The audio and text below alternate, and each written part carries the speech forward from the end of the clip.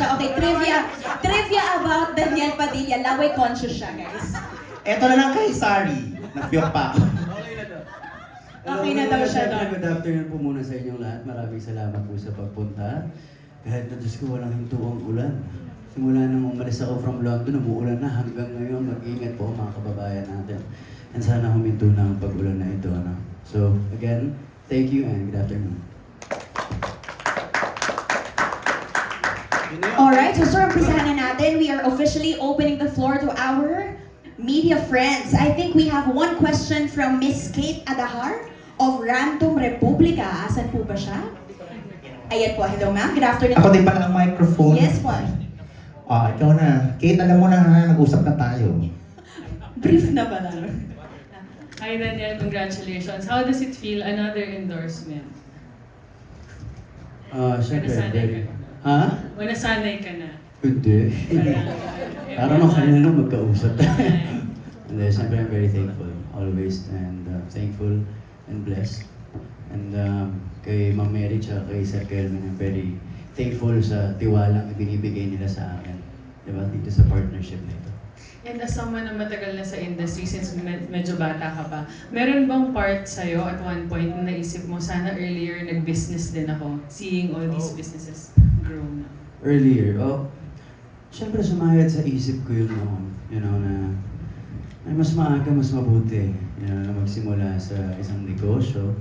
Kaso nung panahon na yan, I was, umaararo din ako sa trabaho. You know, parang, and I was very young. And parang ang utak ko noon ay pinagsasabay-sabay namin dati ang taping, ang shooting, ang guesting, ang shows, di ba? So, nung panahon na yun, parang hindi ko kinayang magnegosyo. At syempre, importante may gumagabay din sa'yo pagdating ng negosyo. So, oo naman, syempre, sumayad sa isip natin yun.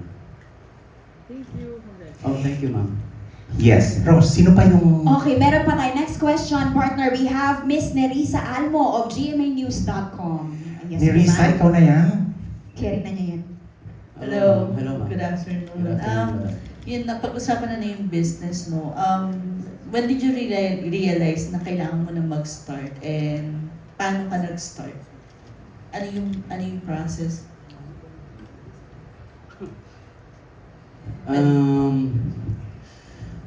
Siguro, nagsimula akong magnegosyo.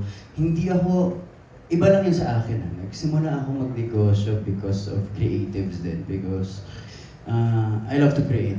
You know, I think nakakonekta because of our industry, you know, arts and graphic design. Yan, mahilig kasi kami dyan eh. And doon nagsimula yun eh. So, I started the business. Ang una-una namin ginawa is yung Barbero Blues. Yan yung dati namin barbershop. And, ayun, doon ka naman kasi matututo. Lalo ako, hindi naman ako dahil unang-una aktor ako, di ba? Yan ang trabaho ko, yan ang linya ko. Ang pagnenegosyo kasi para sa akin is experience. Ano? Pumasok ako dito hindi para... Siyempre para kumita, unang-una, naman ang point ng pagnenegosyo. Pero nandito rin ako, kumbaga, para matuto eh.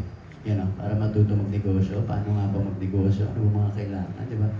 So, ayun lang. Tapos pag nung nagsimula yung Barbero Blues, naging interesado na, di ba? To grow the brand, di ba? Ganun naman siya eh, di ba? Ano ba pwede natin gawin, di ba? Para ba't natin tumata sa mga tao? And, naging exciting lang. Naging exciting lang for me. And eto, along the way, ang dami rin natin nakikilala mga tao na may mga pare-pareho ang ideas ninyo. Diba? Na ang sarap makipag-collaborate, makipag-partner. So, ayun, ngayon tuloy-tuloy na lang din siya. May follow-up lang. Speaking of collaborations, it's KPC, endorsement ambassador. Do you see yourself na mag-venture na rin sa importation? Malaking bagay ito.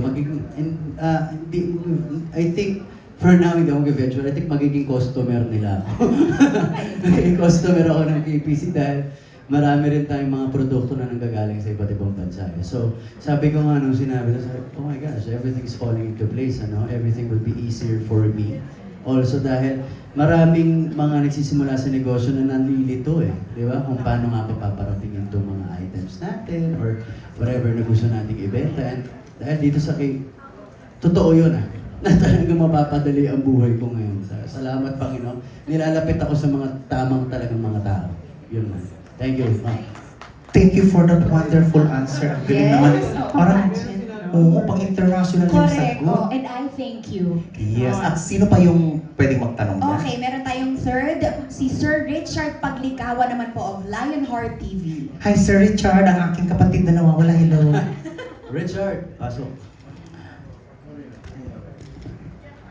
Hello, Daniel. Congratulations dito sa bagong endorsement. Thank you, sir. Thank you. Nalaman namin kanina kay Sir Kelvin na KPC help business owners not just with importation of products and delivery but also with knowledge.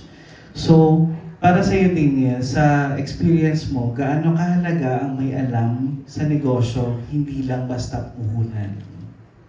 Again, kaya yung sinabi ko kanina, magandang magsimula ng negosyo.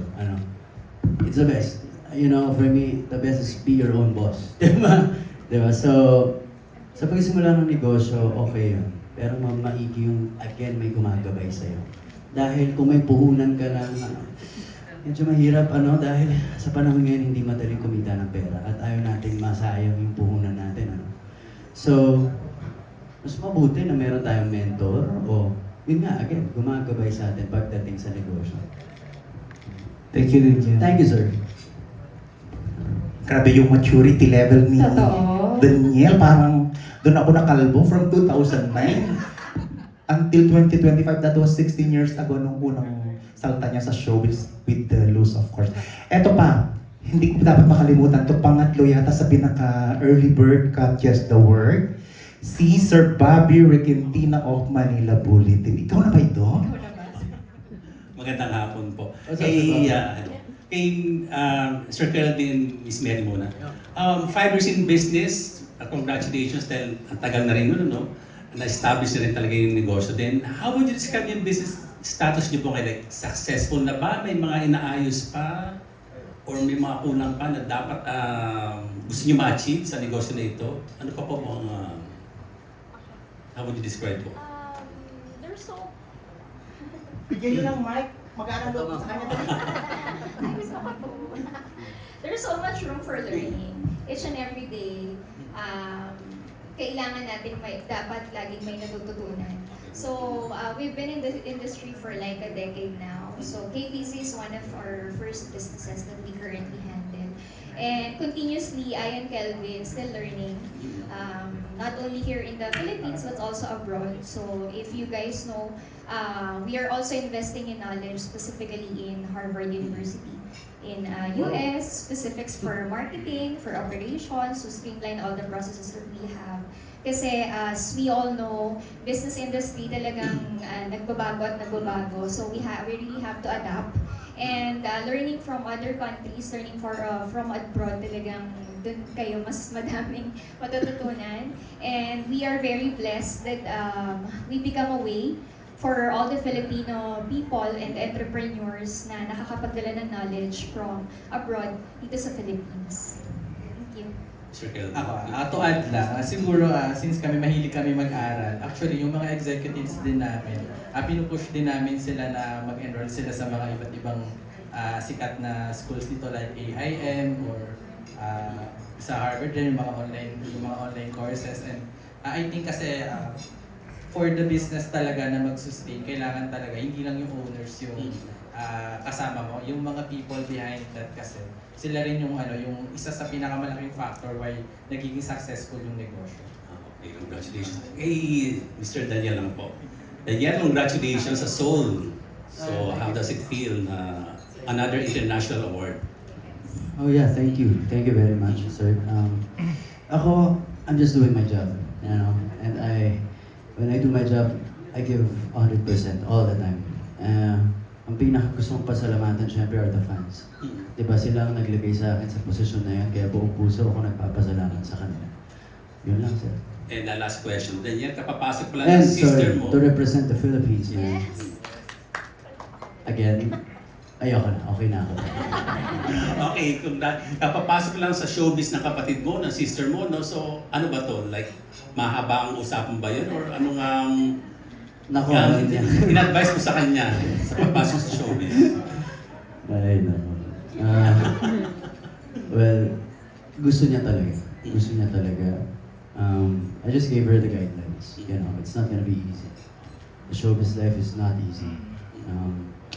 Sabi ko lang sa kanya, dapat pumasok ka dyan ng buo ka na. Buo ang puso mo. Kilala mo ang sarili mo.